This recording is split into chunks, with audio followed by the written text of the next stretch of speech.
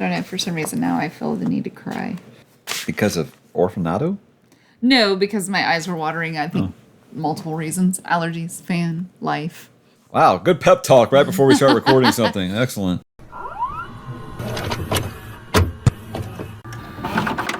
Hey, what's up, Couch Potatoes? We're back for some more spooky season. Today it is 2007's The Orphanage, or Orfanato, because we had no idea that this was actually a Spanish language film with subtitles until, right before we were about to start it. And that's fine. We watch all our movies with subtitles on, guys, because we have kids, and that's just kind of how we got to it. So my listening skills are poor. I'm a reader. That doesn't really bother me at all, but it was really surprising. Directed, did I say, by JA Bayona? Now, I was under the assumption that this was a Guillermo del Toro movie. Apparently, he's involved. He's EP on this. I don't know how much he was actually involved in this.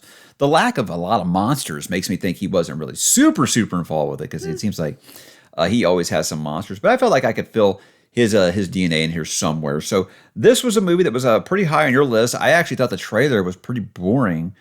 But I thought the movie was pretty good. It's pretty good. So we had done the trailer preview night, and that night I dreamed about that particular trailer. It was like the creepy kid with the mask on? Yeah, and just other elements of the orphanage, and I guess they were moving. And you get some of it from the trailer. And I was like, this is my subconscious telling me I should pick this movie, so... Well, you might have seen I dragged Long Legs and said it was a very slow burn movie and it didn't have a good payoff. This was a very, very slow burn. Great payoffs. Great payoffs. Gutting.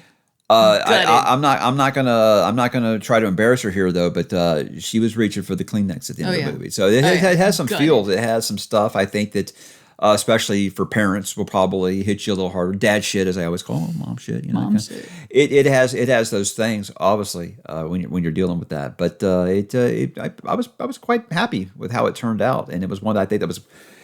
I kind of joked earlier that with Terrifier it would have been the one if we had a skip on this game that we play every year. That Terrifier, this would have been my skip, just because I thought I wasn't that. I don't think that trailer was a good representation of what the film is. Put it that way. And just if I had not had that dream, it'd probably be lower on our list. Oh, so it was... Because the trailer didn't... Is that serendipity or is that kismet? Which one is it? I get those mixed up. Is it both? Neither. Neither? Or both? I would say it's neither. It's neither of both. Okay. She just had a dream. Okay. Had a feeling. So what did you like about The Orphanage? What made it pretty high on your list? Because I'm peeking over there and I see the star rating right now. So it's pretty high. Yeah. So what did you like about The Orphanage? Gosh, there's just so much on there. She was an orphan. You know, and they never really get into her sickness. I thought that was weird. It's an orphanage specifically geared to medical needs or high needs kids. And you never really find out her illness.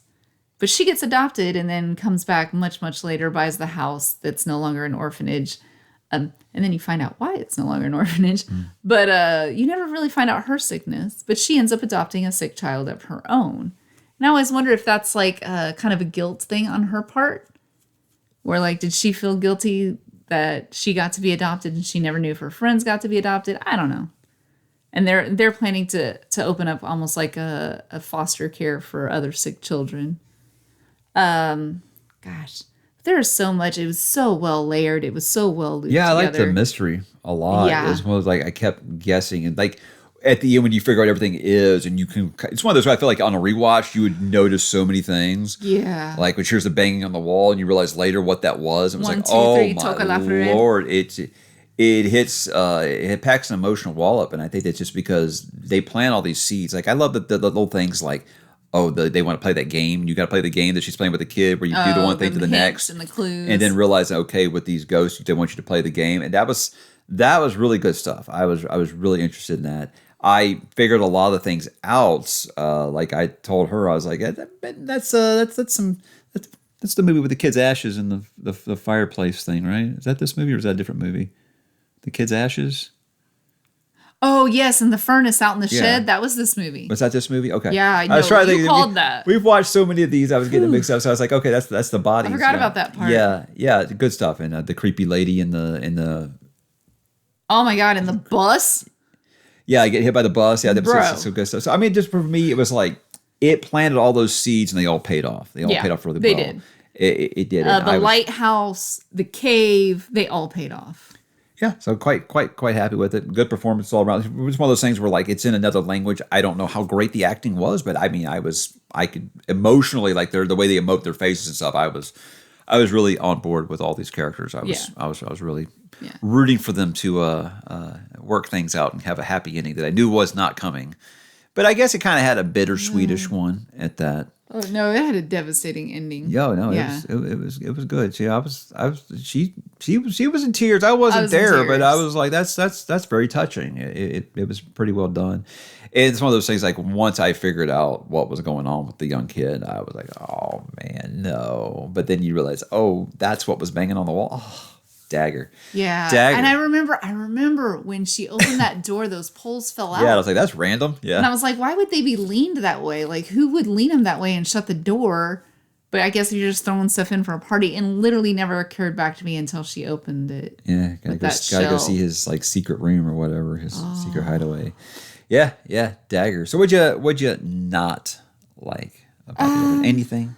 I have some stuff. The kid that had the pullover mask, the almost scarecrow looking mask, I like that for the most part was the spooky, scary element. I mean, what took me out was his mom getting hit by the bus. Yeah, no, the dad we were watching, doing mouth to watching mouth like on that. her lack of a mouth.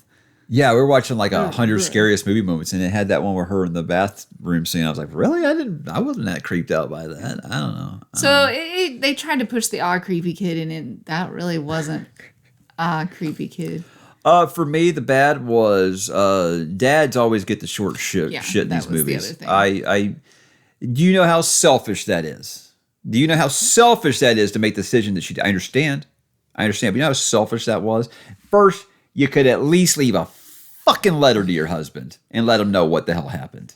So he's thinking, okay, she needs some time to let go, and she's going to come back and see you cradling your dead son, and she commits suicide. I felt for that man. I was like, you could have said something, and people would be like, oh well, she wanted him to stay, and he didn't. No.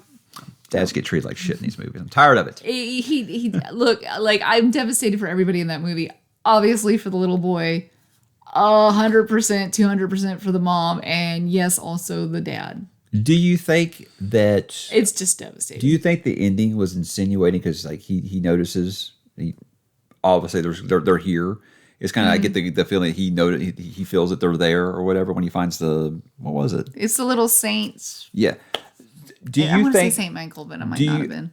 Do you think they were hinting at it doing like the end of Murder House, American Horror Story, where it's basically just we're all just gonna like die and live here together? Do you think he went and drank some Drano or something? No, because she does say like you're not gonna stay because you're not I'm the believer and you're not the believer. So I don't, but it did look like he had still set up the foster home for high needs kids and kept that memorial He's just out going to there. stay in a haunted house. It's haunted by his family. So all right, so rating Pumpkins, what you got? I thought this was the best movie we had seen for spooky season, so I gave it 4 stars. They're just because there were so many layers. Like you have her past going on, the present line story, the side story. There was so many good layers going on, and the other pumpkin for the real life horror element of incidentally locking your child into a basement until he dies, and then finding him and knowing that you could have saved him the whole time. Yeah, that's the kind of stuff that'll mess you up. Yeah, that's horrifying. So yeah, that gets the whole other pumpkin. I'd probably go 3.5 stars. I didn't like it as much as you. I liked it a lot, though. I liked it a lot. I didn't expect it to be that good either. Because to me, not really a horror movie as much as it was just a haunting story, more of a thriller, I guess you'd say. But for me, it was the mystery. The mystery was really good. And like I said, I felt like all of it was earned. And if you follow the breadcrumbs, you go back and watch it a second time, but you can see everything and how they are. It's tough to do that, to leave that kind of trail and not be easily figured out. Right. I think that it was super well done. When you're having that eureka moment of you're figuring it all out and you're like, oh my God, it was in front of me the whole time. That's good. You got to be a good writer to pull that off. And I think that very, very strong script for sure. And I do think the trailer undersells it. And the trailer kind of tries to make it something. Trailer just makes it look like a creepy kid. And Yeah. I'm tired of a creepy kid, and this was very good. Very good. But I would tell you, as a parent, it'll fuck you up. It's going to get you. So that's why I would say I'd probably give it 2 pumpkins, because it wasn't really scary per se. Like you mentioned that part with the bus. To me, it's just the idea of losing a kid is just like the scariest thing to any parent, And losing like death. And that way, and knowing you could have done something about it, you don't get over something like that. No, I don't think so. I'll tell her how selfish of you, to do that. But I understand. Yeah.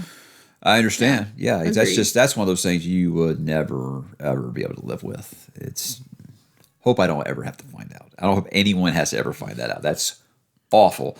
So I'll let you know, if you got young kids, man, watch this one at your own peril. But it is a great great movie. I think the best movie we've watched so far in spooky season. Not the scariest. I think I'll rank them all at the end. Not This the would be in scariest. the top half, the top third, I think. Yeah, so far.